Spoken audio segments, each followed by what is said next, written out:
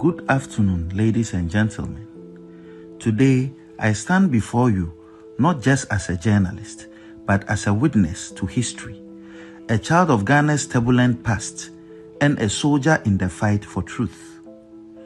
Yesterday, in the Essex County Superior Court of New Jersey, an 8-member jury delivered a unanimous verdict holding Kennedy Agyapong, former Ghanaian MP, liable for defamation and awarding damages of $18 million. The ruling is more than a legal victory.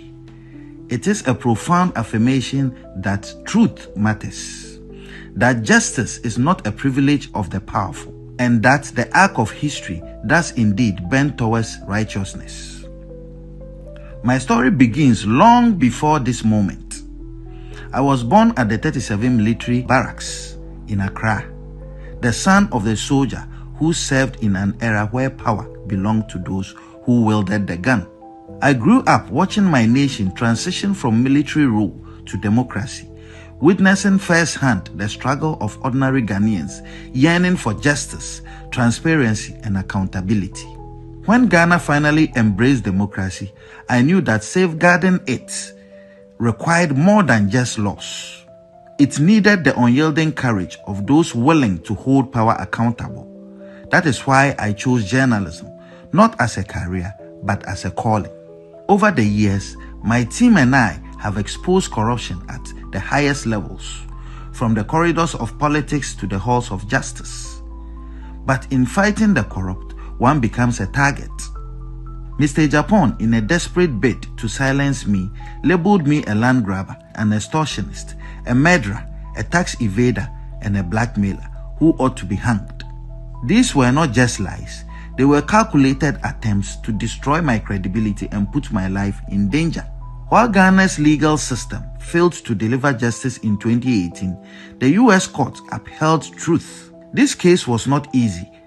Proving defamation in the United States requires establishing actual malice by a clear and convincing evidence standard, one of the highest legal thresholds in the world.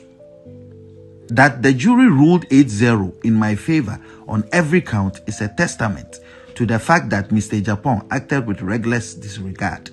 Regrettably, Ghana's justice system has not always lived up to the principles of fairness and impartiality.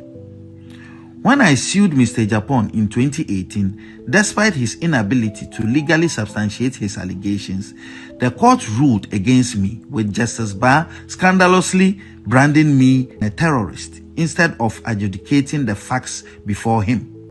This miscarriage of justice was later condemned by Supreme Court Justice Kennedy, who rightly described it as a violent abuse of judicial authority. My fight has never been for personal gain, but for the soul of Ghana's democracy. This victory in the US sends a powerful message. The media cannot be silenced, truth cannot be buried, and those who wield power must be held accountable. Let this moment be a wake-up call to all who seek to erode the foundations of justice in Ghana. Let it remind us that democracy is not just about elections, but institutions that uphold the truth, courts that deliver justice without fear or favor, and citizens who refuse to accept corruption as the norm. To my legal team, Andrew Dihare Esquire, Atawomega Esquire, Evans Salasi Adeka Esquire, and Odei Crow Esquire, I am forever grateful for your dedication to justice. And to my supporters in Ghana and around the world, your unwavering belief in the fight strengthens my resolve. The battle against corruption continues. We will name shame and jail. Ghana deserves better, and I will never stop fighting for a future where justice is not a privilege of the powerful, but the right of every citizen. Thank you.